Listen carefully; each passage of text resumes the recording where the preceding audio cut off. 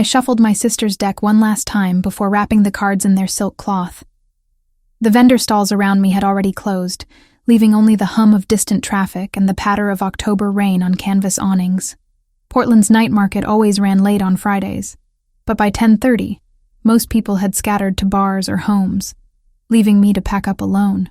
The velvet cloth covering my small table was damp at the edges, despite the tarp overhead.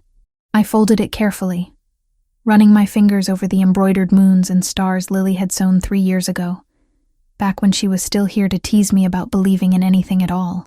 The cards had been hers first, a gift from our grandmother before she passed. Now they were mine, my inheritance, my burden, my only connection to a twin I'd never stop missing. "Excuse me." The voice cut through the rainfall like a blade through silk. Deep, accented. "Are you still reading tonight?" I looked up from packing my leather bag.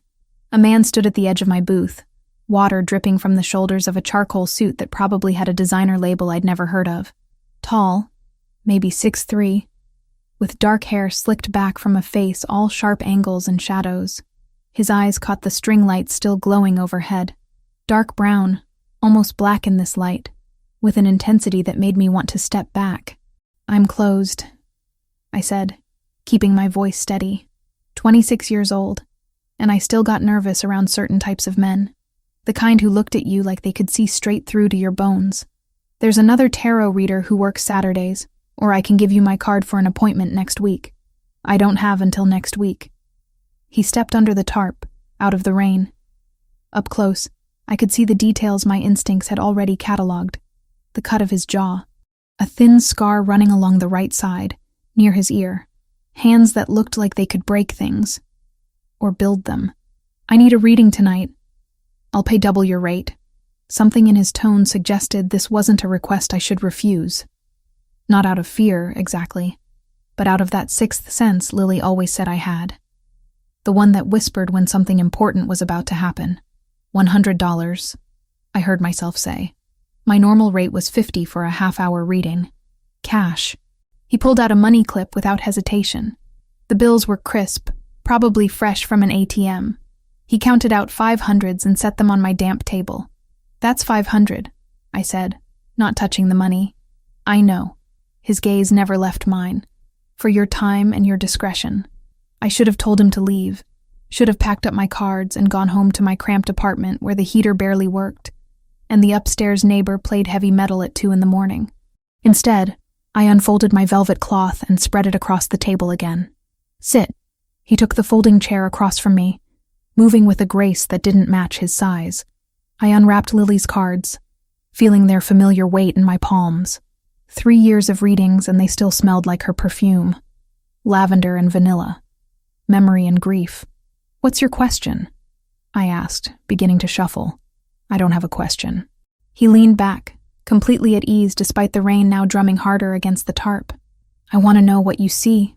That wasn't how tarot worked, but I'd learned not to argue with clients who paid this well.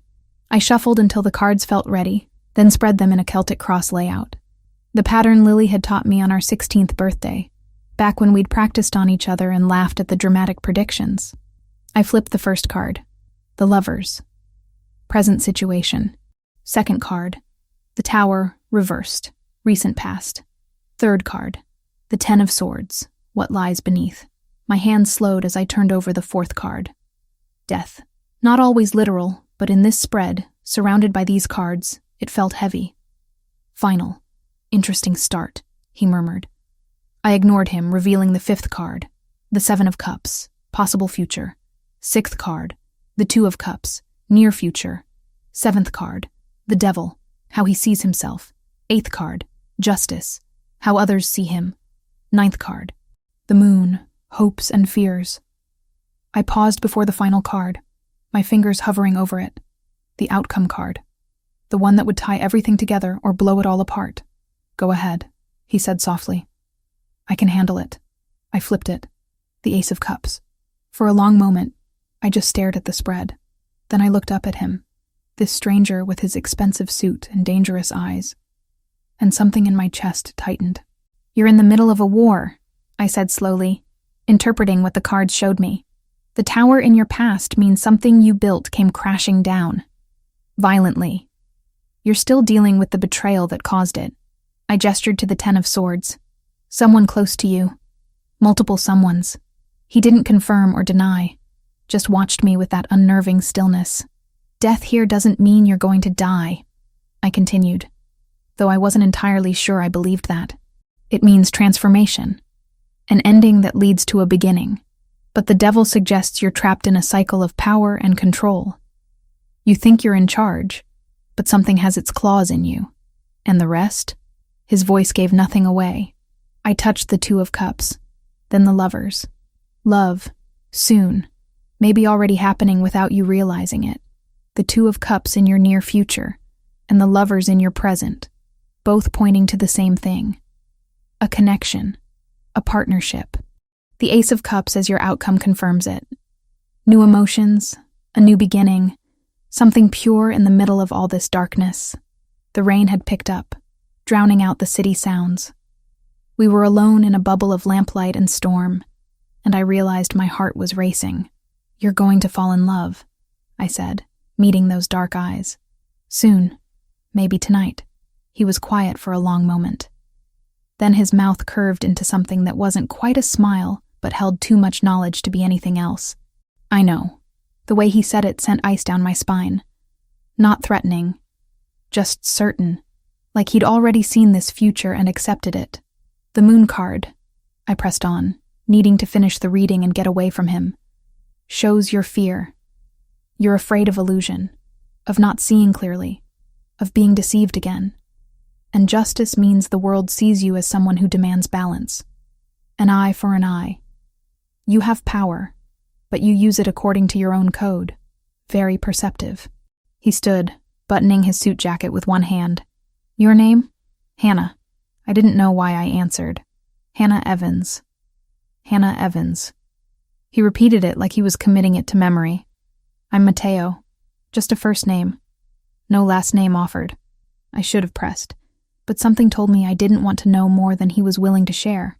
He reached out suddenly, and I flinched before realizing he was just offering his hand. I took it, and the moment our palms touched, that electric sensation I'd been fighting all reading crashed through me like lightning. His skin was warm, slightly rough, and for 3 heartbeats we just stood there, hands clasped, rain falling around us. Thank you, Hannah Evans. He released my hand and stepped back into the rain. I'll remember this. Then he was gone, walking toward the parking area where I could now see 2 black SUVs idling with their lights off. He climbed into the back of one, and both vehicles pulled away smoothly, like sharks gliding through dark water. I stood alone under my tarp, hand still tingling where he'd touched me, and looked down at the cards spread across my table. The reading had been clear. Danger, love, transformation, choice. I gathered the cards quickly, wrapping them in their cloth and tucking them carefully into my leather bag along with the $500 bills. My hands shook slightly as I collapsed my table and folded my chair. The other vendors were long gone. The night market security guard was probably making his rounds on the far side of the lot. I hurried to the rideshare pickup area, my bag clutched tight against my chest. The cards inside felt heavier than usual, like they'd absorbed something from that reading. From him. A silver Toyota pulled up, and I checked the license plate against my app before climbing into the back seat. The driver was listening to jazz, barely glancing at me in the rearview mirror as he pulled into traffic. I leaned my head against the cold window, watching Portland's lights blur past through rain-streaked glass. My apartment was only 15 minutes away, in a neighborhood that was trying hard to gentrify, but hadn't quite made it yet. Affordable rent for a 26-year-old tarot reader who sometimes wondered if she'd made the right choice, dropping out of art school after Lily died. The cards had been right about one thing tonight. Something had changed. I could feel it in my bones. That shift that meant life was about to get complicated. I just didn't know how complicated until Monday morning, when everything I thought I understood about safety and danger would shatter like glass. The weekend crawled by in a haze of regret and curiosity. I'd spent Saturday morning tracking down my rideshare driver from Friday night, who'd found my jacket wedged between the back seat cushions. He met me at a gas station to return it, clearly annoyed but accepting the $20 tip I pressed into his hand. By Monday morning, I'd almost convinced myself to forget about the man with dark eyes and dangerous certainty. Almost. The Bridgetown Cafe sat 3 blocks from my apartment, tucked between a vintage record store and a yoga studio that smelled perpetually of sandalwood. I'd claimed my usual corner table by 11, laptop open, nursing a cappuccino while pretending to update my website. In reality, I was scrolling through apartment listings, trying to figure out how to afford anything better than my current situation without working 3 readings a day. The cafe was one of those neutral spaces where everyone coexisted peacefully. Artists working on portfolios, students cramming for exams, business people having informal meetings. The owner, a 60-year-old woman named Patricia, had a strict policy about respecting others' space and privacy. No loud phone calls, no aggressive sales pitches, just coffee and courtesy. That's probably why they chose it. The bell above the door chimed at 11:15. 4 men walked in, and every instinct I'd inherited from years of reading people went on high alert. They moved with purpose, scanning the room before settling at a table near the window. Business casual clothing that somehow looked more dangerous than protective. One was older, maybe early 40s, with silver threading through dark hair. The others were younger, built like they spent serious time in a gym. And then he walked in. Matteo. My breath caught. I ducked behind my laptop screen, cursing myself for choosing this cafe, this day, this table with a direct line of sight to where they were sitting. He wore a different suit today, charcoal gray instead of black, and he carried himself with that same controlled grace that had made me nervous on Friday night. He didn't see me, or if he did, he didn't acknowledge it. I should have left, should have closed my laptop, grabbed my bag, and walked out before whatever was about to happen unfolded. But I was frozen, watching as they ordered espressos and bent their heads together in conversation. The silver-haired man was talking, gesturing occasionally toward what looked like a map spread across their table. Matteo listened, his expression unreadable. One of the younger men kept checking his phone, thumb scrolling with increasing frequency. Something about his body language felt wrong, twitchy, nervous in a way that didn't match the other's calm. I couldn't hear their words from where I sat, but I caught fragments. Territory. Expansion. The name of a street I recognized from the industrial district. References to people I didn't know, but whose names carried weight in the way they were spoken. Then the nervous one stood abruptly, phone still in his hand. He muttered something about taking a call, and headed toward the bathroom. Matteo watched him go, and for just a moment, suspicion flickered across his face. That's when I heard it. The screech of tires outside, car doors slamming. The cafe's front window exploded inward. Glass, everywhere. Screaming. The sharp crack of gunfire so loud it turned the world into cotton and chaos. I hit the floor without thinking, my laptop clattering off the table. Someone nearby was crying. Patricia was shouting for everyone to get down. I looked up through the haze of confusion and saw Matteo on his feet. The table overturned, his men moving with military precision to form a protective barrier. More gunshots. Wood splintering. The espresso machine behind the counter erupted in a shower of steam and metal. Then Matteo's eyes found mine across the ruined cafe. And everything stopped. He crossed the space in 3 strides, dropping beside me just as another volley of bullets tore through what remained of the window. His body covered mine, one arm coming around my shoulders, the other braced against the floor. He smelled like expensive cologne and adrenaline. "Don't move," he said against my ear, voice steady despite the hell breaking loose around us. I felt the impact of something hitting my right arm. Sharp. Burning. When I looked down, blood was spreading across the cream-colored sweater I'd worn to feel professional. A long shard of glass protruded from just below my elbow, dark red already soaking into the fabric. "You're hit." Matteo pulled back slightly, assessing the damage with a clinical eye that suggested he'd seen worse. Much worse. "I'm fine." My voice shook, betraying the lie. The gunfire stopped as suddenly as it started. I heard engines roaring, tires squealing as vehicles sped away. Sirens wailed in the distance, growing closer. Around us, the cafe looked like a war zone. Shattered glass covered every surface. Bullet holes peppered the walls. Patricia crouched behind the counter, Phone pressed to her ear, giving someone our address. Mateo helped me sit up, his hands surprisingly gentle as they steadied me. The silver-haired man appeared at his side, speaking rapid fire in what might have been Italian. Mateo responded in the same language, then switched to English. "Franco, get the car. Now, bring her with us." "Wait, what?" I tried to pull away, but the movement sent fire shooting up my arm. "I'm not going anywhere with you. I need an ambulance. The police are coming. The police can't help you." Mateo's eyes locked onto mine, and I saw something there that terrified me more than the bullets had. "You saw their faces. The shooters. How many were there?" My mind replayed those awful seconds. 3 men. Asian features. Matching black jackets. One had a tattoo on his neck, a symbol I didn't recognize. I'd seen them clearly through the window before it exploded. 3, I whispered. 3 witnesses they'll need to eliminate. Mateo stood, pulling me up with him. "Franco, the car. I'll handle the rest." "My friend," I said suddenly, remembering Gabriella and her shop 2 neighborhoods over. Gabriella Turner. She owns Crystal Visions on Hawthorne. If they know who I am, if they followed me here, Franco. Mateo cut me off with a single word. The silver-haired man nodded and pulled out his phone, already dialing as he headed for the exit. "I'm sending 2 men to her location now," Franco called back. "She'll be protected." "You don't understand," I said, trying to make sense of what was happening through the shock and pain.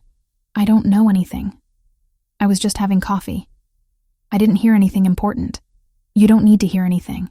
Mateo wrapped an arm around my waist, supporting my weight as he guided me toward the back of the cafe. "You were here. You saw them.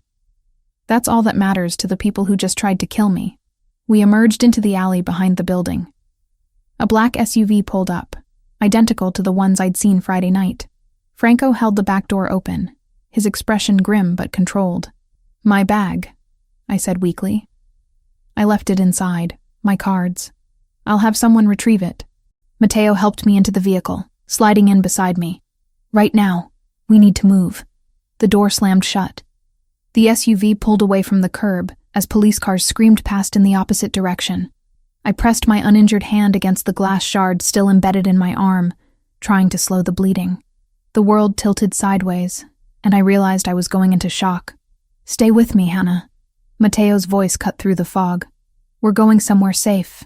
A private doctor will treat your arm. But I need you conscious, and I need you to understand what just happened. You're Mafia," I heard myself say, or something like it. "Those men were trying to kill you. And now I'm a witness they'll want dead too. Close." His jaw tightened. "Franco, take us to the mountain house. No hospitals, no public records. The cards had predicted this. Love soon, but also death and transformation. A choice that would change everything. I'd just been too naive to understand the reading was about my own future." The private doctor arrived within 20 minutes of our reaching the mansion. I'd spent those minutes pressed against the leather seat, watching pine trees blur past the window while Franco made calls in Italian, and Mateo kept one hand on my uninjured shoulder, anchoring me to consciousness. The house materialized through the trees like something from a dream. Glass and stone in modern angles that somehow belonged in the wilderness. We'd driven maybe 90 minutes northeast of Portland, climbing into the Cascade foothills until civilization became a distant memory. "Can you walk?" Mateo asked as the SUV stopped in a circular driveway. Yes. I wasn't sure if that was true, but I refused to be carried like some damsel from a Gothic novel. My legs held when I stood, though the world tilted slightly. Inside, the mansion was all clean lines and expensive taste. Hardwood floors, minimalist furniture, art on the walls that probably cost more than my annual income, though I was trying very hard not to think about money right now. Mateo guided me to a room that looked like it belonged in a luxury hotel, with floor-to-ceiling windows overlooking the valley, and a bed large enough for 4 people. The doctor was already waiting. A woman in her 50s with steady hands and an expression that suggested she'd seen much worse than a glass shard embedded in someone's arm. She introduced herself as Dr. Vasquez and got to work immediately, cutting away my ruined sweater and cleaning the wound with efficient movements. 12 stitches, she announced after extracting the glass and examining the laceration. You're lucky. Deeper and you'd have nerve damage. As it is, you'll heal clean if you keep it dry and change the dressing daily. Mateo stood near the window throughout the procedure, close enough to see but far enough to give Dr. Vasquez room to work. His presence was oddly comforting, a solid point in a world that had gone sideways. The pain medication will make you drowsy, Dr. Vasquez said as she finished bandaging my arm. Rest is the best thing for shock. I'll leave supplies and check on you tomorrow. After she left, Franco appeared in the doorway. He looked tired but controlled, his silver hair slightly disheveled from the chaos at the cafe. Your friend is secure, he said, addressing me directly. 2 of our men are stationed outside her shop. She's been informed of the situation and advised to stay inside for the next 48 hours. Relief flooded through me. Thank you. She's all I have left. Her and the cards. Speaking of which, Franco held up my leather bag. Retrieved from the cafe before the police sealed it off. Everything's intact. I took the bag with my good hand, clutching it against my chest. The weight of Lily's cards inside felt like an anchor to sanity. I need you to understand what happened today, Mateo said once Franco had left. He sat in the chair opposite the bed, leaning forward with his elbows on his knees. The organization that attacked us is called the Triad Phoenix Dorada. They're expanding aggressively into Portland, trying to take territory my family has controlled for 60 years. They don't care about rules, about civilians, about anything except power and profit. And I saw their faces. The medication was starting to work, making everything feel slightly distant. So now they want me dead. Yes, no sugarcoating. I appreciated that more than false comfort. You can't go home, not until we resolve this situation, which might take several days. And the practical concerns crashed down on me all at once. My rent is due Friday, 6 days. I was already short before this, and my booth at the night market, that's my income. If I'm not there this weekend, I lose my spot. They have a waiting list. I'll handle it. Mateo's tone brooked no argument. Your rent will be paid. You'll be compensated for the work you're missing, not as charity, he added, seeing my expression. As restitution for putting you in danger. You helped me Friday night with that reading. This is my responsibility. I wanted to argue, but exhaustion was pulling me under. I don't want to owe you anything. You don't. This is me owing you. He stood, moving toward the door. Sleep. We'll talk more when you're clearer, but sleep wouldn't come despite the medication. I lay in that enormous bed for hours, watching afternoon light fade to evening, then evening to night. My arm throbbed beneath the bandages. Every time I closed my eyes, I saw the cafe window exploding, heard the sharp crack of gunfire. At midnight, I gave up. I pulled on a robe I found in the closet, soft charcoal cashmere that probably cost more than my entire wardrobe, and ventured into the mansion. The place was quiet, but not empty. I glimpsed men in dark clothing patrolling the grounds through windows, security cameras in corners. This wasn't just a house. It was a fortress disguised as architectural magazine material. I found the library on the 2nd floor. Books lined 3 walls from floor to ceiling. Real books with worn spines that suggested they'd actually been read. A fireplace held glowing embers, casting warm light across leather furniture. And there, in an armchair near the windows, sat Mateo. He looked up when I entered. He'd changed from his suit into dark jeans and a black sweater, somehow more dangerous in casual clothes than he'd been in business attire. Can't sleep either, I asked. Sleep is a luxury I rarely afford. He gestured to the chair beside him. How's your arm? Hurts. I sat, tucking my legs under me, but I've had worse. Have you? The question was gentle, inviting, and maybe it was the medication, or the shock, or the fact that I'd almost died today and nothing seemed to matter anymore. Whatever the reason, I found myself answering honestly. 3 years ago, my twin sister died. Lily. Car accident on I-5. Drunk driver crossed the median at 70 miles an hour. The words came easier than I expected. She died instantly. I was driving, walked away with a broken collarbone and cuts that needed 42 stitches total. The physical pain was nothing compared to losing her. Mateo was silent for a long moment. The cards were hers. She was the real tarot reader. I was the skeptic. But after she died, I couldn't let them go. Couldn't let that last piece of her disappear. I looked down at my bandaged arm. I taught myself to read them. Started doing it professionally a year later. It helps me feel close to her. Like maybe she's still guiding me somehow. Perhaps she is.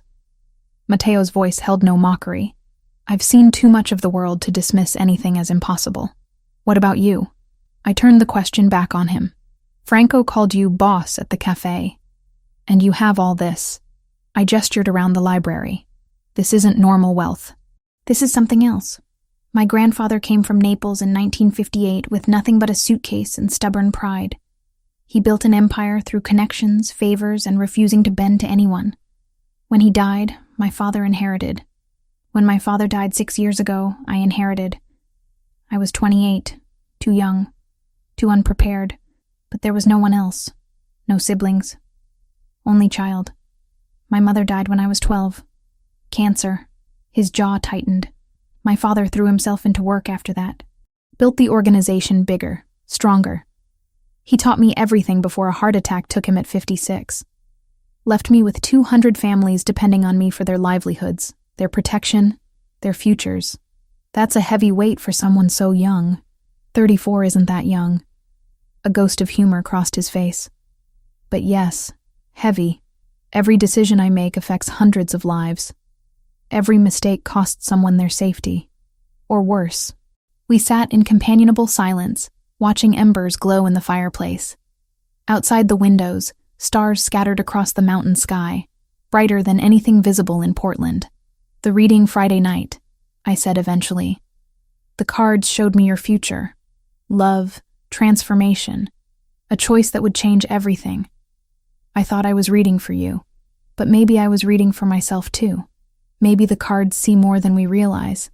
Mateo looked at me then, really looked at me, and I felt that electric current again, the same one from Friday night when our hands touched. You told me I'd fall in love soon. That night, you said, and you said you already knew. Because I did. His voice dropped lower. The moment you looked up from those cards and met my eyes, I knew. I didn't want to. Didn't plan to. But knowing doesn't stop it from happening. My breath caught. This was insane. I'd known this man for 3 days. He was a criminal. Someone who lived in a world of violence and power plays. But he was also someone who'd covered my body with his when bullets flew. Who'd stayed during my medical treatment. Who spoke about his dead mother with the same grief I felt for Lily. This is crazy, I whispered. Yes, he didn't deny it. But that doesn't make it less true. Somewhere in the mansion, a clock chimed 3 a.m. Tomorrow, or rather today, we'd have to face whatever came next. The triad who wanted me dead, the complications of my life intersecting with his, the impossibility of this connection between us. But for now, in this library with firelight and starlight and shared grief, I let myself sit beside him and believe the cards might have been right about more than I'd realized. Morning light woke me with its insistence, streaming through windows I'd forgotten to cover. My arm throbbed beneath fresh bandages, reminding me that yesterday's nightmare had been real. The cafe, the gunfire, Mateo's body shielding mine, all of it real. I found clothes in the closet that someone had left for me, jeans that fit surprisingly well, and a soft burgundy sweater that didn't aggravate my injury. In the bathroom mirror, I looked like someone who'd survived something. Dark circles under green eyes, hair tangled from restless sleep, a bandage stark white against my skin. Downstairs, I followed the smell of coffee to a kitchen that belonged in a design magazine. Franco stood at the counter, speaking Italian into his phone. He ended the call when he saw me. Good morning, Miss Evans. Coffee? His English carried that same slight accent as Mateo's, though his was rougher around the edges. Please. I accepted the mug he poured, wrapping my good hand around the warmth. And it's Hannah. Miss Evans makes me feel like I'm in trouble with the school principal. A brief smile crossed his face. Hannah, then. I have something for you. He retrieved my leather bag from a nearby chair. Retrieved it myself yesterday afternoon. Everything inside is undamaged. Relief flooded through me.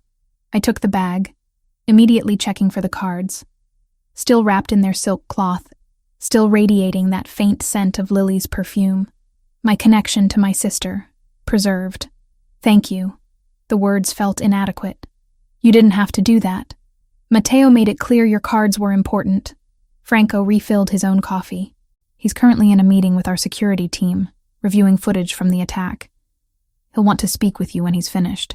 About what happened at the cafe? Among other things. Franco's expression turned serious.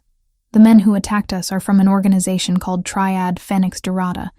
They've been expanding aggressively into our territory for the past 6 months. Yesterday was their most brazen move yet. I sipped my coffee, processing this. And because I saw their faces, I'm a liability they need to eliminate. Unfortunately, yes. Which is why you'll remain here under our protection until the situation is resolved. He paused. I spoke with your friend Gabriella this morning. She's safe. Frightened, but safe. My men are maintaining a visible presence around her shop to discourage any approach. The mention of Gabriella tightened something in my chest. She was all I had left besides these cards. If anything happened to her because of me, because I'd been in the wrong place at the wrong time, she won't be harmed, Franco said, reading my expression. Matteo doesn't allow civilians to be targeted. It's one of the codes his father established. Codes in organized crime? The irony wasn't lost on me. That's almost funny. Morality exists everywhere, Hannah. Even in worlds you might think are beyond it. Franco rinsed his mug in the sink. My advice? Don't judge Matteo by the life he was born into. Judge him by the choices he makes within it. After Franco left, I took my coffee to the back terrace. The view was stunning. Pine trees stretched down the mountainside, and in the distance, I could see the valley below. Morning mist still clinging to the lowlands. It was peaceful in a way Portland never was. No traffic sounds, no sirens. Just wind through trees and birds calling to each other. I unwrapped Lily's cards, handling them carefully despite the ache in my arm. The bandage made it awkward, but I managed to shuffle them, letting muscle memory guide my movements. 3 years of daily practice meant my hands knew what to do, even when my mind was elsewhere. What do I need to know? I whispered to the cards, to Lily, to whatever force guided these readings. I laid out a simple 3-card spread. Past, present, future. First card. The Tower. Again. The same card that had appeared in Matteo's reading on Friday night. Destruction. Chaos. Everything falling apart. Second card. The 2 of Swords. Present. A woman blindfolded, holding 2 swords crossed before her. Stalemate. Difficult choice. Refusal to see the truth. Third card. The Lovers. Future. Connection. Partnership. Choice that leads to union. But beneath the Lovers, almost stuck to it, another card had fallen. The 7 of Swords. Deception. Betrayal. Someone working from within. My hands stilled over the spread. The cards were warning me about something specific. Someone close to Matteo, someone in his inner circle, wasn't trustworthy. The attack yesterday hadn't just been about territory expansion. It had been coordinated, planned. Someone had known where they'd be, and when. Interesting reading. I startled, nearly dropping the deck. Matteo stood in the terrace doorway, watching me with those dark eyes that seemed to see straight through pretense. You move too quietly for someone your size, I said, pressing my good hand to my racing heart. Occupational necessity. He joined me at the small table, gesturing to the cards. What do they say? I hesitated. This was his world, his people, his organization. Accusing someone of betrayal based on a tarot reading seemed insane. But the cards had been right about everything else. About love. About danger. About transformation. There's a traitor, I said finally. Someone close to you. The 7 of Swords fell with the Lovers. It means deception happening alongside or because of a connection. And the 2 of Swords in my presence suggests I'm avoiding seeing something clearly. Or maybe you are. Matteo leaned back in his chair, his expression unreadable. Tell me about yesterday. The man at the cafe who left right before the attack. What do you remember about him? I closed my eyes, replaying those moments. Young. Maybe 25. Dark hair. He was checking his phone constantly. More than the others. And when he left to take a call, he looked nervous. Not scared nervous. Guilty nervous. His name is Anthony Lombardi. He's been with our family for 3 years. His father worked for mine. Matteo's jaw tightened. Franco's investigating him now, based on what you said. If Anthony sold us out to the triad, if he's responsible for nearly getting you killed, what will you do to him? I asked quietly. What needs to be done? His tone left no room for misunderstanding. Which is? Exile at minimum. Death if he cost us lives. He met my gaze directly. I won't lie to you about who I am, Hannah. I won't pretend this world has room for mercy when someone betrays the people depending on them for safety. I should have been horrified. Should have demanded he take me home immediately, consequences be damned. But I thought about what Franco had said. Judge him by his choices. And Matteo's choice was to protect the people loyal to him, even if that meant harsh justice for those who weren't. My father taught me 3 rules. Matteo continued. Never involve civilians unless absolutely necessary. Never harm women or children. Never betray family. And never forgive those who do. He gestured to the cards spread between us. Your sister's deck keeps showing you truth. Maybe you should trust it. I do trust it. I gathered the cards carefully, my arm protesting the movement. That's what scares me, because it also showed me the lovers. You and I, somehow connected in all this chaos. Would that be so terrible? Yes. I wrapped the cards in their silk cloth. Because I'm a tarot reader from a cramped apartment who can barely pay rent. And you're a man. He interrupted gently. Not a title. Not an organization. Just someone who saw you Friday night and knew immediately that everything was about to change. The intensity in his voice made my breath catch. This was insane. 3 days. I'd known him for 3 days. But Lily used to say that souls recognize each other instantly. That time was a human construct that didn't matter when it came to real connection. Come with me, Matteo said, standing and offering his hand. There's something I want to show you. I let him lead me through the mansion to a room I hadn't explored yet. His office, clearly. Dark wood desk, leather chairs. But what dominated the space was a wall covered in photographs. Not the glossy kind from magazines. Personal photos. Candid moments captured over years. My grandfather, Matteo said, pointing to an elderly man with fierce eyes and a proud bearing. Giuseppe Ricchetti. He came from nothing and built everything you see around us. Not just wealth, a community. 200 families who depend on us for work, for protection, for justice. The law won't provide them. He moved to another photo. A woman with kind eyes and Matteo's cheekbones. My mother. She died when I was 12. Cancer. My father never recovered. He threw himself into work afterward, teaching me everything about leadership but nothing about balance. Is that why you're different? I asked. Because you saw what it cost him? Maybe. His hand lingered on his father's photo. An older version of himself. Stern, but not cruel. He had rules. The same ones he taught me. But he forgot that rules without humanity become tyranny. I'm trying not to make that mistake. We stood there in his office, surrounded by the history of his family, and I understood something fundamental. Matteo hadn't chosen this life. He'd inherited it. But he was choosing how to live it. That evening, he insisted on changing my bandages himself. Dr. Vasquez having left supplies and instructions. His hands were gentle, careful not to hurt me as he unwrapped the old dressing and cleaned the wound. Healing well, he observed. You'll have a scar, but not a bad one. I have others. I watched his face as he worked. 42 stitches from the accident that killed Lily. This one will just join the collection. Battle scars. He secured the new bandage. Proof you survived. Dinner was on the terrace under string lights and mountain stars. Someone had prepared Italian food that smelled incredible, and Matteo poured wine I'm sure cost more than my monthly grocery budget, though I didn't ask. The air had cooled with sunset, carrying the scent of pine and earth. Tell me about her, Matteo said. Your sister. What was she like? So I did. I told him about Lily's laugh, loud and unrestrained.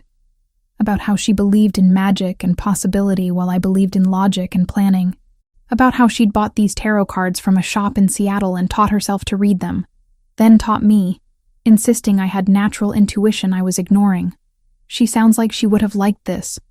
Matteo gestured to the cards I'd brought down with me, now sitting between our wine glasses. The mystery of it. The romance. She would have loved you, I admitted. She always said I needed someone who'd challenge me, who wouldn't let me hide in my fear. Matteo reached across the table, his fingers brushing mine. That electric current again, sparking between us. I'm not trying to challenge you, Hannah. I'm just trying to... His phone rang. The sound shattered the moment like glass under a hammer. Matteo's expression darkened as he checked the screen. I have to take this. He answered in Italian, his tone sharp. I watched his face change as whoever was on the other end spoke. Anger, then cold calculation. He ended the call and stood in one fluid motion. One of our warehouses in the industrial district was just hit. Fire. Deliberate. Franco's heading there now, but I need to go personally. Now? It's almost 10 at night, which is exactly when they chose to strike. He was already moving toward the door. Stay here. Don't leave the property. My security team will keep you safe until I return. Matteo, wait. I stood, following him. What if this is what they want? What if they're trying to draw you out into the open? He paused, looking back at me. Something flickered in his expression. Surprise, maybe. That I'd thought of that. It's a possibility I've considered. His hand came up, cupping my face briefly. The touch was warm, grounding, but some things require my presence. This is one of them. Then he was gone, and I was left standing on the terrace with wine going cold and cards that whispered warnings I didn't know how to interpret. The 7 of Swords. Betrayal from within. I looked down at the spread still laid out on the table. The cards hadn't lied yet. And if they were right about a traitor, then Matteo walking into a burning warehouse might be exactly what someone wanted. I couldn't just sit there and wait. Not with the cards spread on the table showing me warnings I'd ignored before. The 7 of Swords. Betrayal from within. And Matteo was driving straight into a situation that felt choreographed. I found one of the security guards patrolling near the terrace. Young, maybe 25, with the same watchful expression they all wore. I need to get to the warehouse, I said. The one that's burning. Where Matteo went. He blinked at me like I'd asked him to fly. Miss Evans, Mr. Ricchetti gave explicit orders that you remain here. If we go as controlled bait. 2 support cars, a fallback route, and counter-surveillance. Your intuition about the 7 of Swords stands. We act on it, but with a plan, and I'm explicitly ignoring them. I crossed my arms, wincing as the movement pulled at my bandaged arm. You can either drive me, or I'll find my own way there. Your choice. 5 minutes later, I was in the back of an SUV with 2 very unhappy security guards who'd apparently decided protecting me meant following me into whatever stupidity I was committing. The drive back down the mountain felt longer than the trip up had been, every turn reminding me this was probably the worst decision I'd made in a series of increasingly poor choices. The warehouse district looked exactly like what it was. Industrial buildings hunched against the night sky, separated by cracked pavement and chain-link fences. Smoke billowed from a structure near the waterfront, orange flames visible through broken windows. Fire trucks had arrived, their lights painting everything in stuttering red and white. I spotted Franco immediately, standing with several men near a black SUV. He saw me approaching, and his expression went from surprise to resignation in the span of a heartbeat. He's going to be very unhappy you're here, Franco said. He'll get over it. I hoped that was true. Where is he? Franco gestured toward the warehouse. Inside. We've secured the perimeter. The fire was deliberately set, but whoever did it is long gone. Or still inside, I said quietly. Waiting. Something in my tone made Franco look at me more carefully. You know something. The cards warned me. Betrayal from within. Someone close to Matteo. I met his eyes. It's Anthony Lombardi, isn't it? The man from the cafe. You've been investigating him. Franco's silence was confirmation. He pulled out his phone, fingers moving rapidly across the screen. Anthony was supposed to be here tonight, setting up security protocols. But his phone's been off for 2 hours, and no one's seen him since this afternoon. That cold certainty settled in my stomach. He's the one who told the triad where Matteo would be. At the cafe. And now this fire is bait. Franco finished my thought, already moving. Stay with the guards. Don't move from this spot. But I was already following him toward the warehouse entrance. My guards had no choice but to come with me, flanking me like reluctant shadows. Inside, the building was a maze of shipping containers and wooden pallets. Smoke hung in the air, acrid and choking. Water from the firefighters' hoses pooled on concrete floors. I heard voices deeper in the warehouse. Matteo's, distinctive even raised in anger. And another voice, younger, defensive, pleading. We rounded a corner and found them. Matteo stood with 3 of his men, surrounding Anthony Lombardi. The young man looked terrified, backed against a shipping container with nowhere to run. Blood trickled from his nose, and his shirt was torn. But he was alive, conscious, talking. I didn't have a choice, Anthony was saying, words tumbling over each other. They had photos of my sister. They knew where she worked. Said they'd hurt her if I didn't cooperate. So you sold out your own people. Matteo's voice was ice. You told them where we'd be. 3 of our associates are dead because of you. And Hannah, he stopped, seeing me standing there. His expression shifted through several emotions too quickly to name. You're supposed to be at the house. The card said you'd need me here. I stepped forward, ignoring Franco's attempt to stop me. They were right, weren't they? Matteo's jaw tightened, but he didn't argue. Instead, he turned back to Anthony. Finish what you were saying about your sister. The triad. They approached me 6 weeks ago. Showed me pictures of Sophia leaving her apartment, her office, the gym. Said it would be easy. Just tell them your schedule, where you'd be meeting. Small things. Anthony wiped blood from his face with a shaking hand. I thought I could control it. Thought I could protect her. But they kept asking for more. And tonight? Franco asked from beside me. The fire? They told me to disable the alarm system. Make sure the building would be empty. I thought they just wanted to destroy property. Anthony looked directly at Matteo. I swear, I didn't know they'd try to trap you inside. When I realized what they were planning, I tried to warn you. But my phone was confiscated by my men 2 hours ago when we traced the leak back to you. Matteo's tone gave nothing away. You're a traitor, Anthony. Your father served my father for 20 years. You grew up in this family, and you betrayed every single person who trusted you. The silence that followed was suffocating. I watched Matteo, trying to gauge what he'd do next. In the library last night, he'd talked about his father's rules. Never forgive betrayal, but he'd also said he was trying to be different, trying to balance justice with humanity. Your sister, I said suddenly, addressing Anthony directly. Sophia, where is she now? Anthony's eyes widened. Home, I think. They said if I cooperated tonight, they'd leave her alone. Franco, Matteo said without looking away from Anthony. Send men to Sophia Lombardi's address. Protective detail. Round the clock until this situation is resolved. Relief flooded Anthony's face, followed immediately by confusion. I don't understand.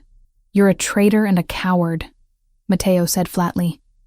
But you're a coward who loves his sister. I can work with that. He stepped closer, and Anthony pressed back against the container. Here's what's going to happen. You're going to give Franco every detail about your contact with the triad. Names, locations, communication methods, everything. Then you're going to deliver a message for me. What message? That the Ricchetti family doesn't negotiate with people who threaten civilians. Matteo's voice was steel. They want war over territory? Fine. But they brought Hannah into this. They targeted your sister. That changes the rules entirely. And then? Anthony asked. After I deliver the message? Then you leave Portland. Tonight. You and Sophia both. Franco will set you up somewhere safe with enough money to start over. But you're done with this family. Done with this life. If I ever see you again.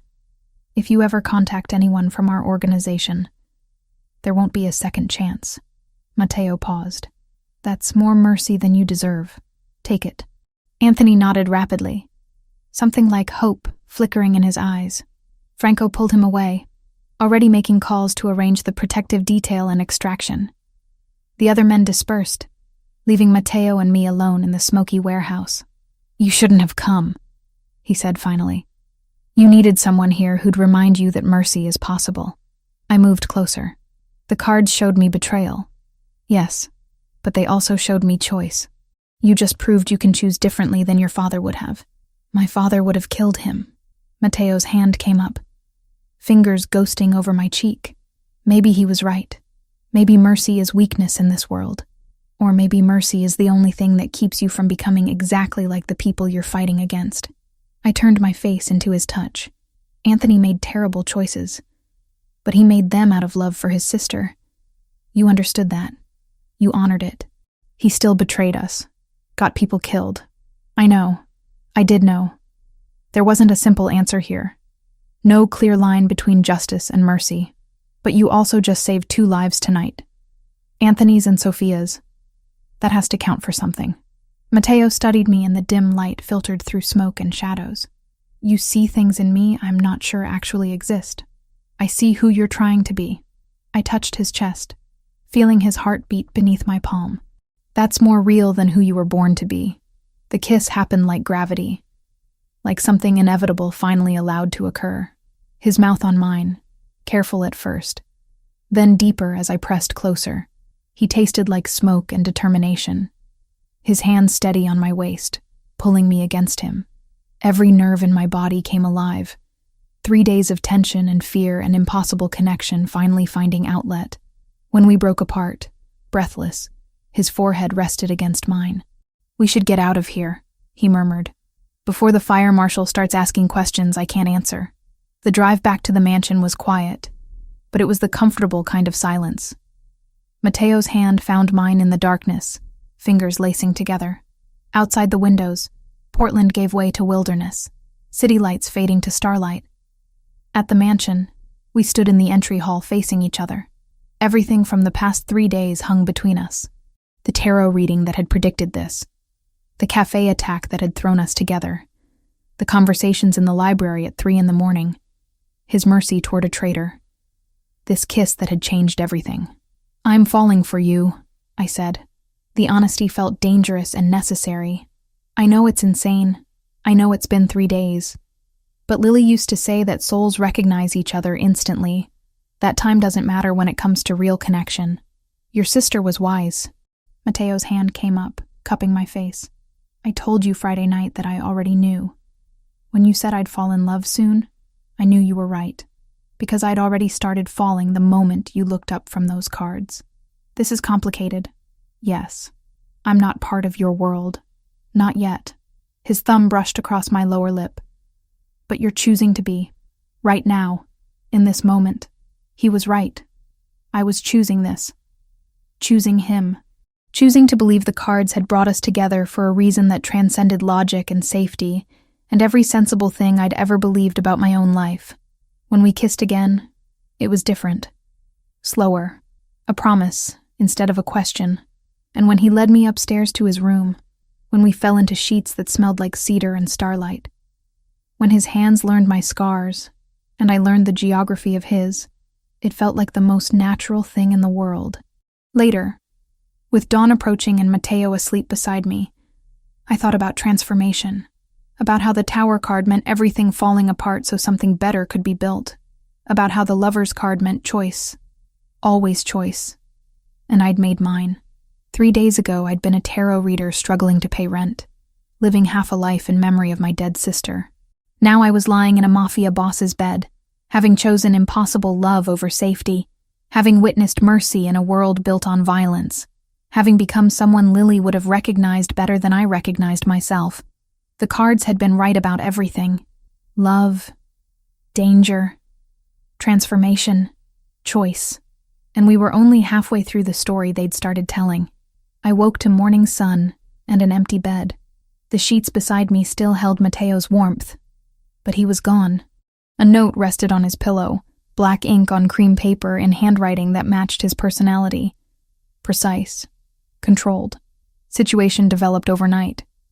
Triad retaliated against 2 of our safe houses.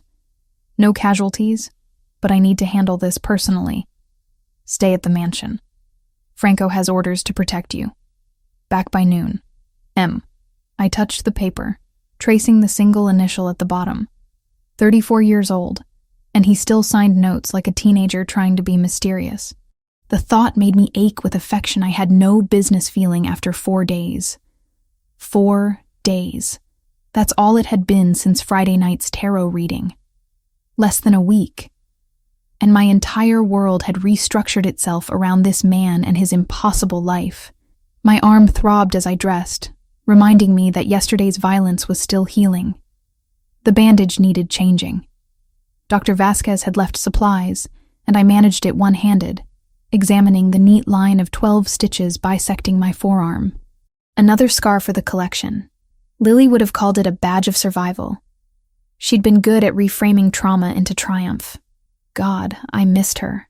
Missed having someone who knew me well enough to tell me when I was being stupid. And falling for a mafia boss? That definitely qualified as stupid. I found Franco in Mateo's study, surrounded by phones and laptops, coordinating what looked like a small army. He glanced up when I entered, his expression weary but alert. Morning. Coffee's in the kitchen. Mateo left instructions that you're to have whatever you need. What I need is information. I crossed to the windows overlooking the valley. The note said retaliation. How bad? 2 safe houses hit with incendiaries around 4 this morning. Buildings are total losses, but everyone got out. The triad is escalating. Franco rubbed his face, suddenly looking every one of his 42 years. Anthony's message was delivered last night. Apparently they didn't appreciate being told we won't negotiate. Guilt twisted in my stomach. This war had intensified the moment I walked into that cafe. The moment I saw those shooters' faces. I need to see Gabriela. That's not advisable. I don't care. I turned from the window, meeting Franco's eyes. She's my best friend. The only family I have left besides these cards. If the triad knows about her, if they're watching her shop, I need to see for myself that she's okay. Franco studied me for a long moment.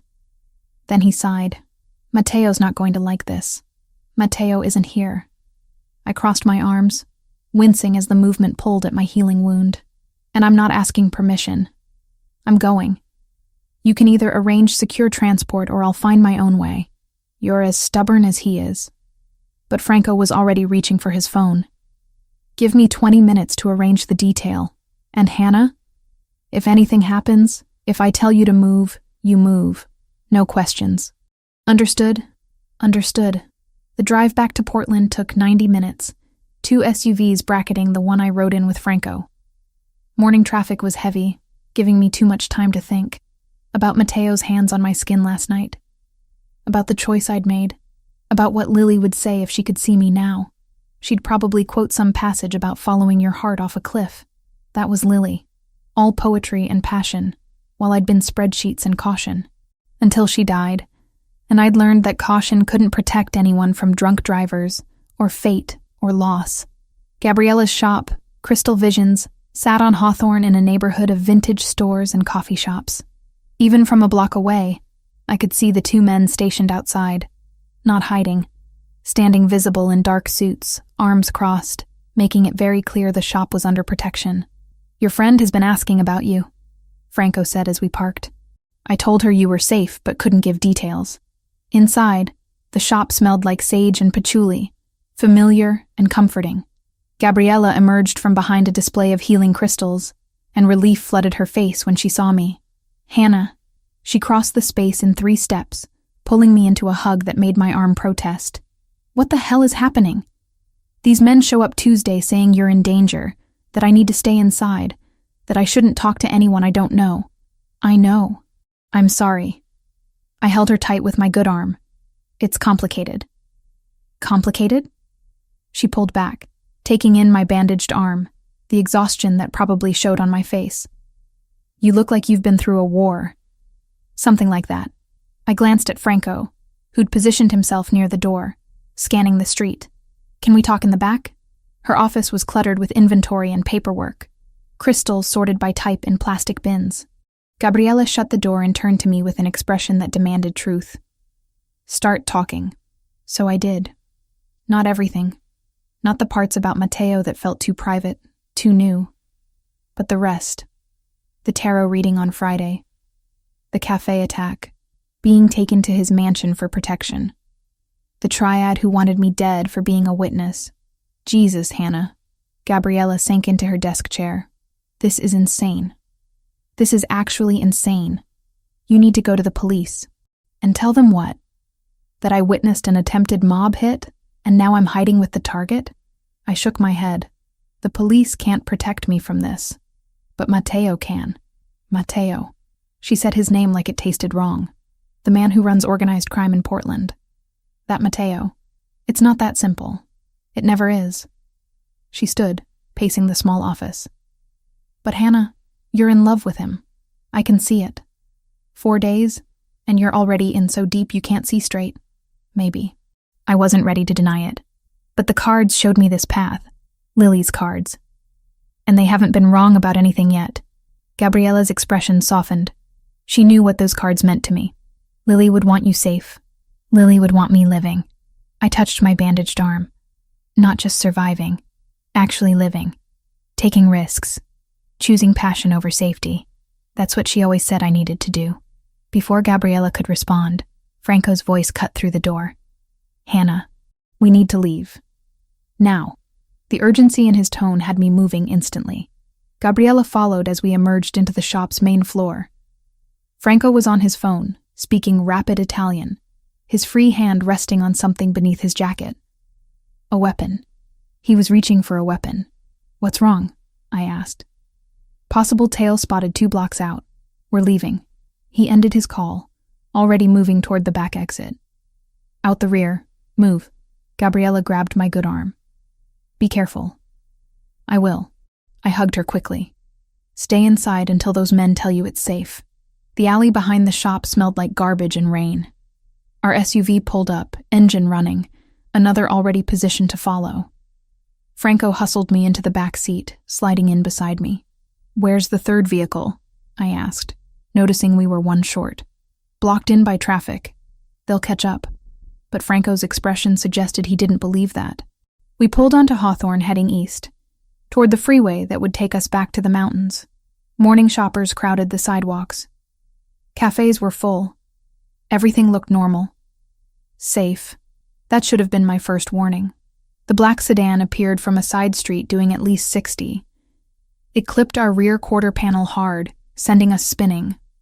I grabbed the oh shit handle, my injured arm screaming protest. Franco braced against the seat, already shouting into his phone. More vehicles. 2 more, surrounding us, cutting off escape routes. The rear window exploded. Gunfire, close and deafening. Our driver jerked the wheel, trying to break free, but we were boxed in, trapped. Get down!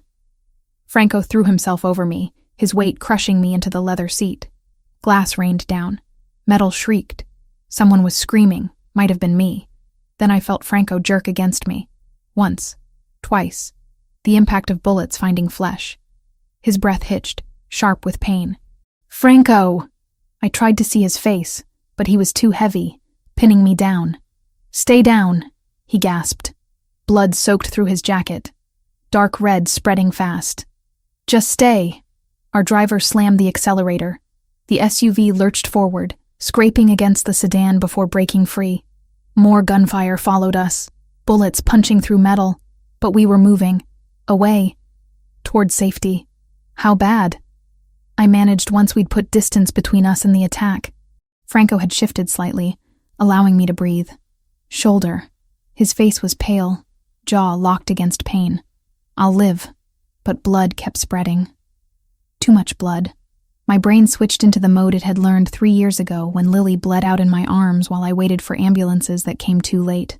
I'd taken every first aid course available after that, learned pressure points and tourniquets, and how to keep someone conscious through shock. Driver, pull over, I commanded. We need to keep moving, Franco protested. You need to stop bleeding. I was already pulling off my sweater, leaving me in just a tank top. 30 seconds. That's all I need. The driver pulled into a grocery store parking lot. I climbed into the back with Franco, pressing my sweater against the wound in his shoulder. Entry point. No exit. The bullet was still inside. You need a hospital, I said. Can't. Gunshot wounds get reported. Franco's breathing was labored. Mateo has a doctor, Dr. Vasquez. She'll handle it. I held pressure, watching his face for signs of shock. His pupils were responsive, pulse elevated but steady. The bleeding was slowing. After Lily died, I swore I'd never feel helpless like that again. My hands didn't shake. They'd learned steadiness from necessity. I took classes, learned how to help, how to save people when seconds matter. Good thing. Franco managed a weak smile. Mateo's going to be furious. Let him be furious. I adjusted my grip, maintaining pressure. You took bullets meant for me. Again. You and Mateo both seem determined to use your bodies as shields. Occupational hazard of caring about civilians. His eyes drifted closed briefly before forcing them open. Stay awake until we reach the mansion. Talk to me. So I did. I talked about Lily, about learning tarot from her cards, about Friday night's reading that had started all this, about falling for a man I barely knew, but somehow understood better than people I'd known for years. By the time we reached the mansion, Franco was still conscious. Dr. Vasquez met us at the door, her mobile surgical kit already open. She got Franco onto a table in a downstairs room that looked like it had been designed for exactly this purpose. Medical equipment, bright lights, everything needed for emergency treatment. You did well, she told me as she cut away Franco's jacket. Keeping him awake, maintaining pressure, probably saved his life. Mateo arrived 20 minutes later. I was sitting in the hallway outside the surgical room, still wearing only my tank top, Franco's blood drying on my hands and arms. When Mateo saw me, something in his controlled expression cracked. Hannah. He dropped to his knees in front of me, hands framing my face. Are you hurt? Franco is. He protected me. They ambushed us on Hawthorne. 3 vehicles. I think it was coordinated. The words came out mechanical. Shock finally hitting now that adrenaline had faded. Franco will be fine. Mateo's thumbs brushed my cheekbones. Dr. Vasquez is the best, but you could have been killed. But I wasn't.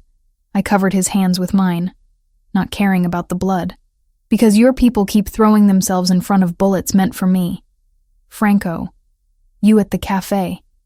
Everyone risking themselves for someone who isn't even part of your world. You are part of it now. His voice was fierce.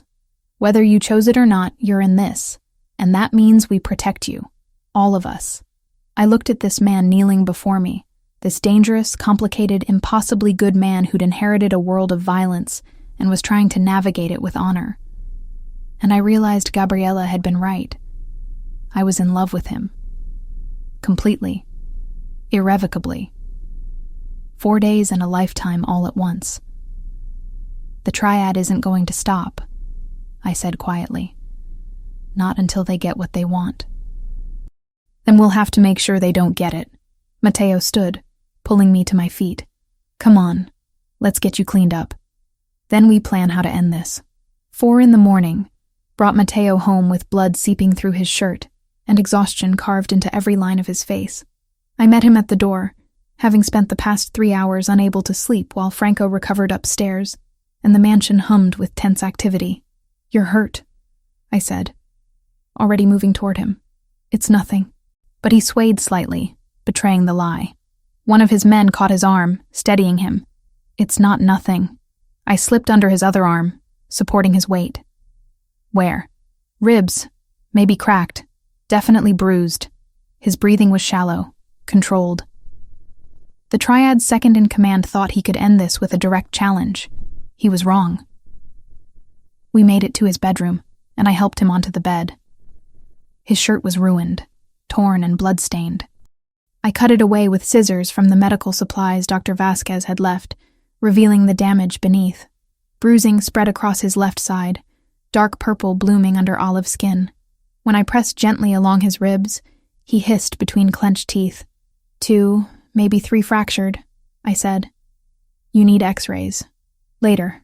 He caught my wrist. The triad sent a messenger after. They're demanding I meet with their leadership. Territory or blood, they said. Hand over our operations in the industrial district, or they execute me publicly as a show of power. My hand stilled on the bandage I was wrapping around his torso. What did you tell them? That I'd give them my answer by tomorrow night. His dark eyes met mine. But I'm not giving them either. There has to be another way. There is. I finished securing the bandage, my mind already working. Let me do a reading, a full spread. For the situation, not just for you. Matteo nodded, wincing as the movement pulled at his ribs. Your cards haven't been wrong yet. I retrieved Lily's deck from the nightstand where I'd left it earlier. The silk cloth felt warm under my fingers, almost alive. I spread it on the bed beside Matteo and began shuffling, letting my sister's presence guide me like she always had. What path will lead to resolution? I whispered to the cards.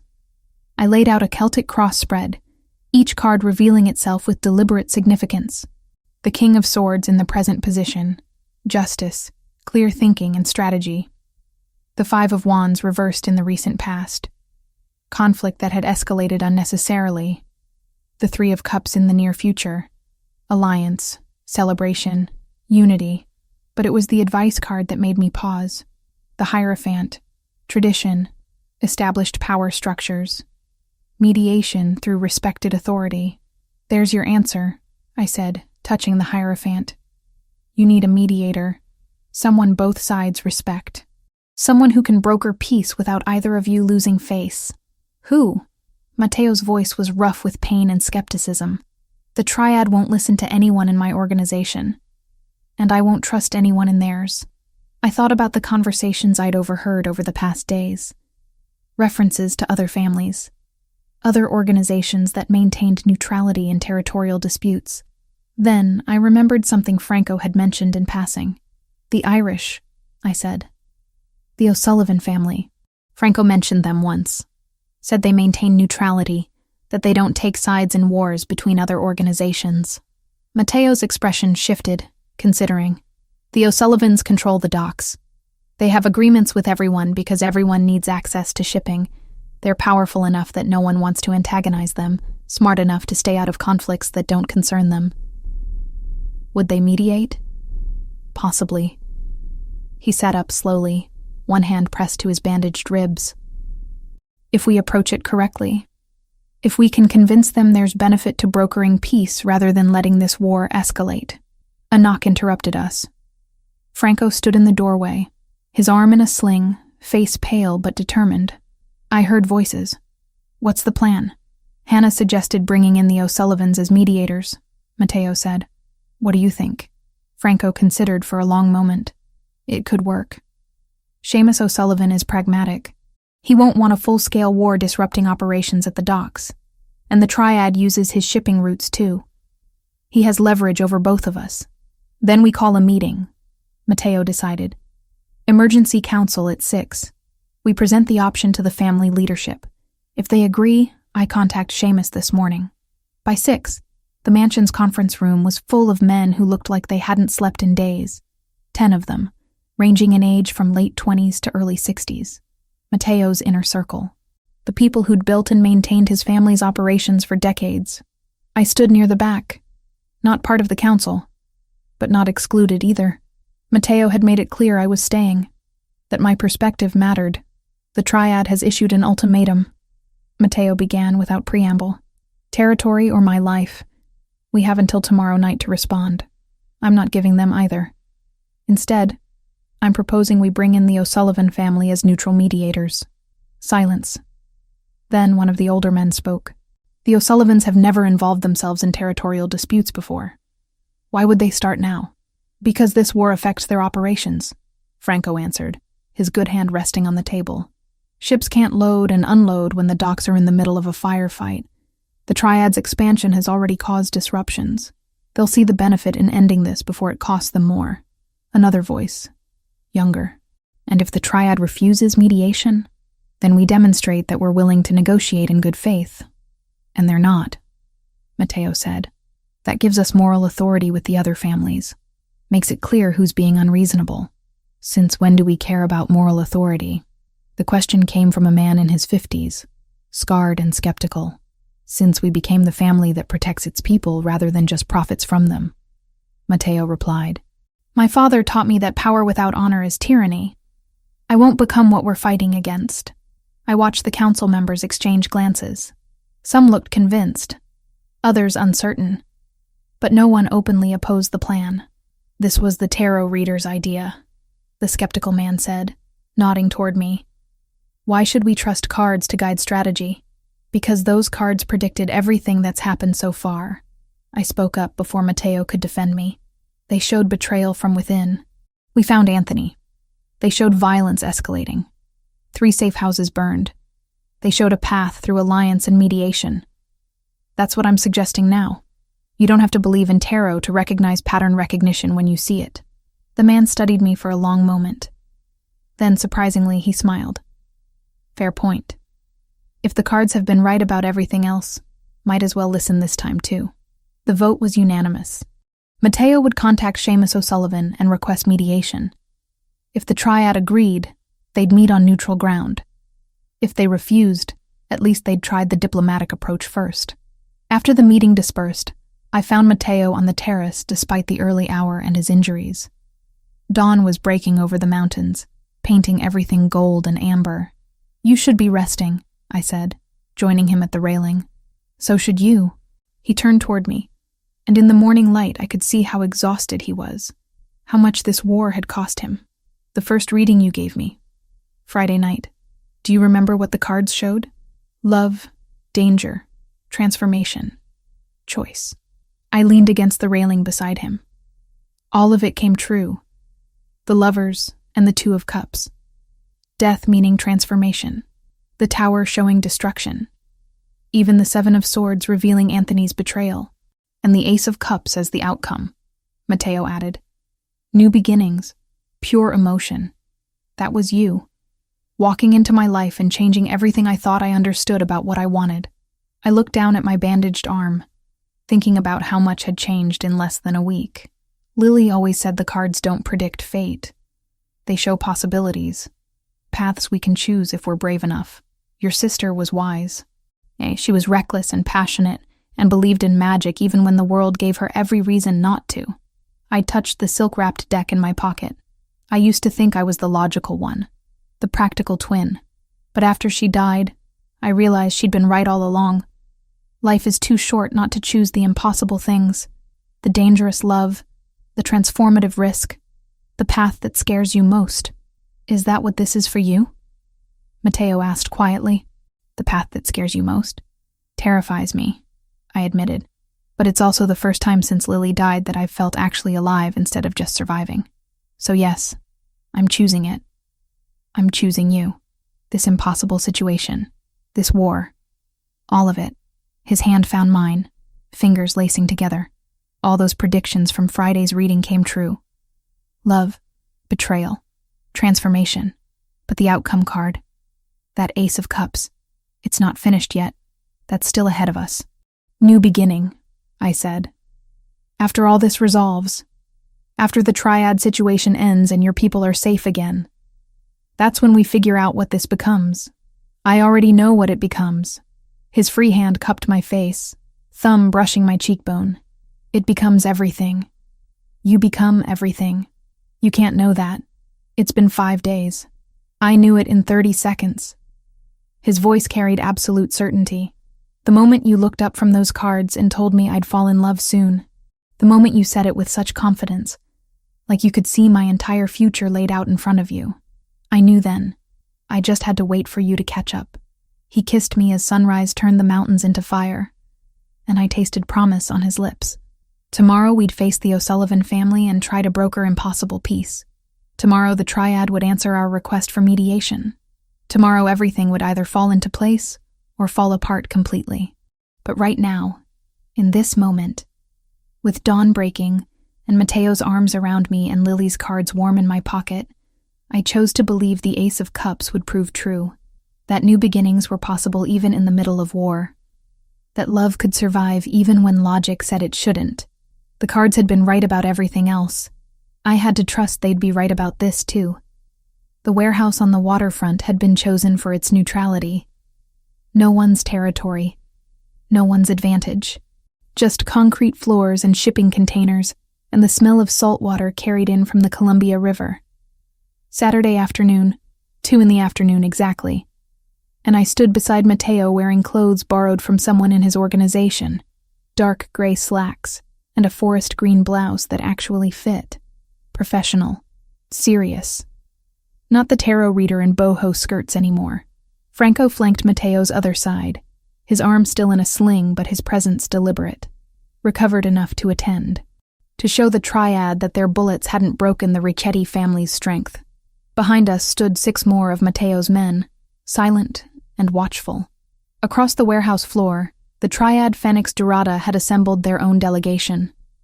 8 men in sharp black suits, led by a man in his 50s with gray-streaked hair and eyes that missed nothing. Wei Zhang, Franco had briefed me earlier. The triad's strategist, the one who made decisions when violence alone couldn't solve problems.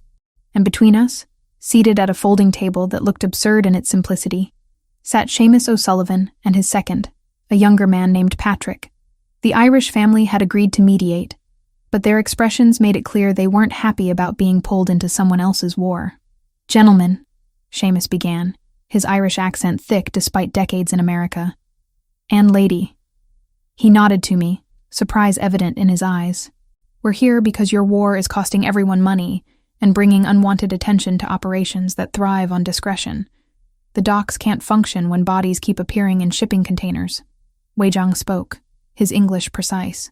"The Ricchetti family holds territory that rightfully should be available to all organizations. Their monopoly on the industrial district prevents expansion and fair competition." "Fair competition?" Mateo repeated, his voice level.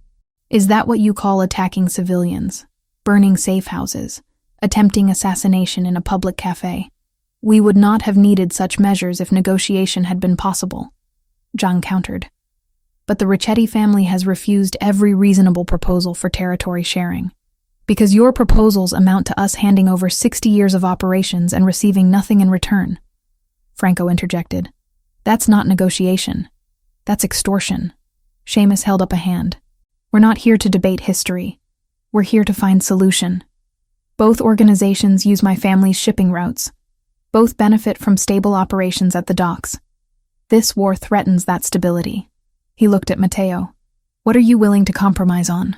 I watched Mateo consider his response. His ribs were still taped beneath his shirt, healing from Friday night's confrontation. But his posture gave nothing away. This was the leader his father had trained him to be. Controlled. Strategic. Dangerous when necessary. "The industrial district remains ours," Mateo said. "Non-negotiable. But we're willing to discuss shared access to shipping routes and distribution networks, under proper supervision." "Whose supervision?" Zhang asked immediately. "Ours." Patrick O'Sullivan spoke for the first time. "The arrangement would be simple. Both families maintain current territories. But shipping routes, dock access, and distribution channels become shared resources managed by the O'Sullivan family. We oversee schedules, prevent conflicts, and ensure no one monopolizes access. You pay a facilitation fee. Everyone profits. Everyone stays in their lane." The silence that followed was heavy with calculation. I could see Zhang conferring quietly with his lieutenants in Mandarin. Mateo remained still, but I felt his tension through the inches of space between us. "What percentage fee?" Zhang asked finally. 15% of shipping revenue, Seamus answered. "Split between both families, with 5% to us for administration and enforcement." "That's robbery," one of the triad lieutenants objected. "That's peace," Seamus corrected coldly, "and it's cheaper than war. Count the cost of your burnt warehouses, your lost product, your dead men. Then tell me 15% isn't a bargain." More conferring, more tense silence. I found myself holding my breath, fingers wrapped around Lily's cards in my pocket. The reading this morning had shown resolution. The 3 of Cups, alliance and celebration. But cards showed possibilities, not certainties. Free will could still derail everything. "We accept," Zhang said finally. "With one condition. Any violation of the agreement by either family results in immediate loss of access to shared routes. No warnings, no second chances." "Agreed," Mateo responded. "And the attacks stop, immediately. Any retaliation against my people or my associates." His hand brushed mine briefly. Voids the entire agreement and the O'Sullivan family sides with us against you. Seamus nodded slowly. That's acceptable. War is bad for everyone's business. But understand this. Both of you. The moment this arrangement becomes more trouble than it's worth, the moment your conflict threatens operations again, we withdraw entirely. And then you can tear each other apart without neutral ground to stand on. The meeting lasted another hour, working through details, shipping schedules, distribution territories, dispute resolution procedures. I watched it all, this impossible negotiation between criminals, and realized this was how peace actually worked. Not through moral righteousness or legal authority, but through pragmatic calculations of cost and benefit. When we finally emerged into autumn sunlight, Franco let out a long breath. That went better than expected. Hannah's cards predicted alliance, Matteo said quietly. They were right. Again.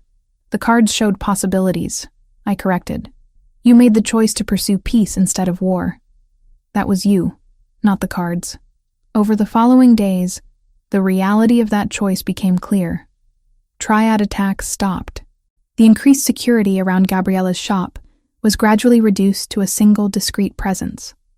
Franco's shoulder healed under Dr. Vasquez's care, his arm finally emerging from its sling by Tuesday. The tension that had gripped Matteo's organization since the cafe attack began to ease, and I started the careful process of returning to my life. My apartment had been maintained during my absence, Matteo having arranged for cleaning and security without asking permission. I should have been angry about the presumption, but exhaustion overrode pride. The space felt smaller after the mansion, quieter, but it was mine. Gabriella came over Wednesday night with wine and questions I mostly couldn't answer. Not yet, not fully, but I told her what I could.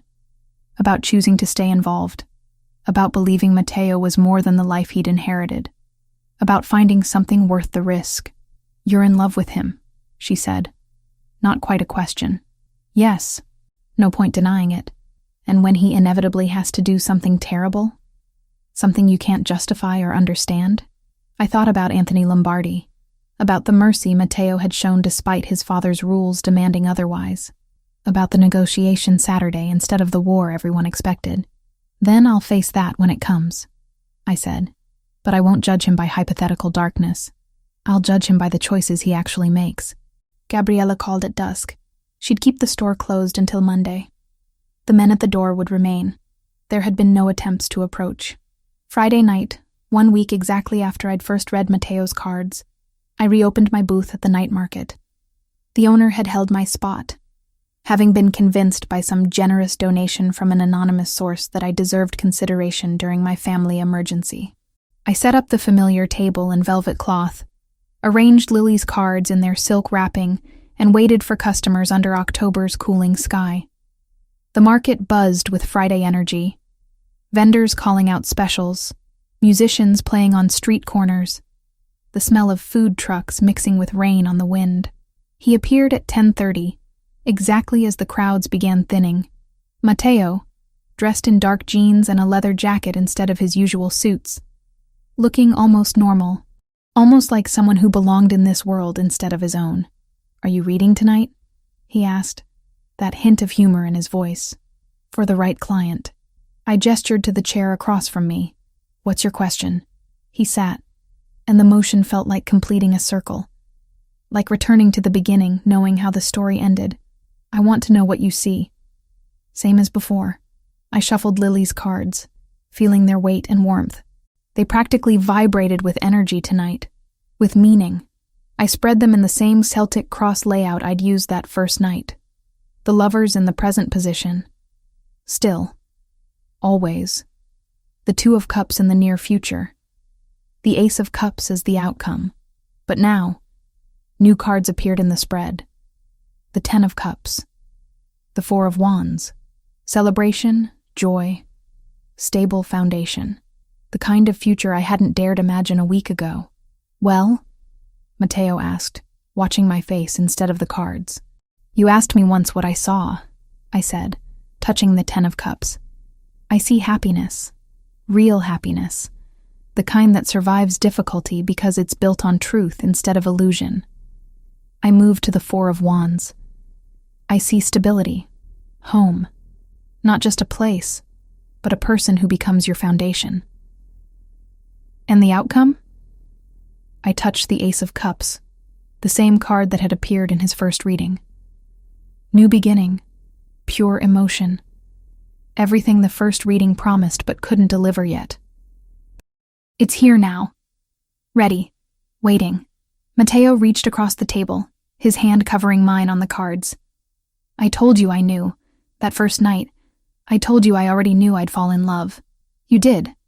I laced my fingers through his, but I had to catch up. Have you? Yes. The certainty in that single syllable surprised me. 1 week. 8 days since Friday night's reading. A lifetime compressed into moments of violence and choice and impossible connection. I love you. I choose this.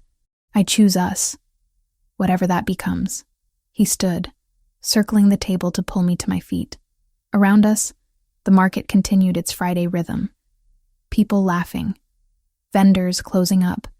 Musicians playing their final sets. And in the middle of it all, we stood together while October rain started to fall. The cards were right, Matteo said against my hair, about everything.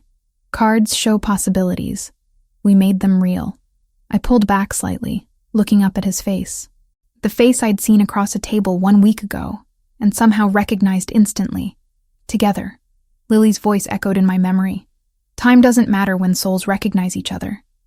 Choose passion over caution. Live instead of survive. She'd been preparing me for this moment for years. Through every reading, every lesson, every shared belief in magic and fate, and the courage to follow impossible paths. Later, as we packed up my booth together, as Matteo's discreet security maintained their invisible perimeter, as Friday night gave way to Saturday morning, I thought about transformation, about how the Tower card meant destruction that cleared space for rebuilding, about how every prediction from that first reading had manifested in ways I couldn't have imagined. Love found, betrayal revealed, violence endured, choice made, and now, new beginning emerging from ashes. I was a tarot reader who'd fallen for a mafia boss, who'd witnessed murder and mediation, who'd chosen dangerous love over safe solitude, who'd learned that morality existed in shades of gray that logic couldn't navigate but instinct somehow could. And standing there in Portland rain with Lily's card safely wrapped and Matteo's hand in mine, I knew I'd choose it again. Every time. In every possible future the cards could show me. Because some loves are worth the impossibility. Some transformations require destruction first. Some beginnings only come after everything else falls apart. The cards had known all along. I'd just needed time to understand.